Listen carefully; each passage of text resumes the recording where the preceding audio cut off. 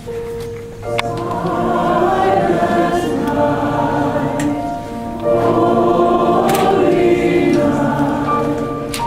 7th, 1941, Japan launched a devastating air raid against the United States Pacific Fleet anchored at Pearl Harbor, Hawaii. In less than 2 hours, the United States suffered 3,435 casualties. We also lost 188 aircraft, 8 battleships, 3 light cruisers, and 4 other vessels. Of the 2,400 who died that morning, nearly half were killed in a matter of seconds aboard the giant USS Arizona battleship.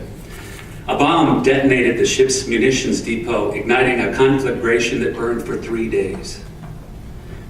Today, the USS Arizona Memorial is built over the remains of the sunken battleship, the final resting place for many of the 1,177 crewmen killed that Sunday morning.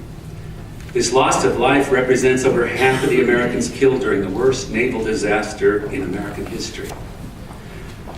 On December 8, 1941, denouncing a date that will live in infamy in American history, President Franklin Roosevelt asked the U.S. Congress to declare war on Japan, which led the United States into World War II. We must not forget the 2,000 plus who died in sinking ships, on airfields, and in the skies.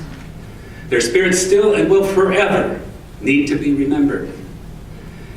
On a serene Sunday morning 70 years ago, the skies above Pearl Harbor were darkened by the bombs of Japanese forces in a surprise attack that tested the resilience of our armed forces and the will of our nation, he said.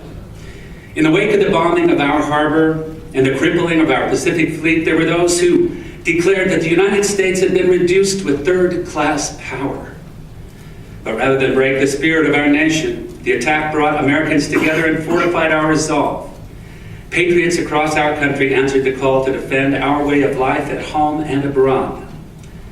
At exactly 7:55 a.m. on that fateful day, Japan awakened the American sleeping giant, bombing the U.S. Pacific Fleet.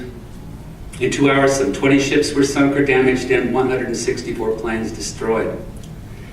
As a nation, we look to December 7, 1941 to draw strength from the example set by those patriots and to honor all who have sacrificed for our freedoms.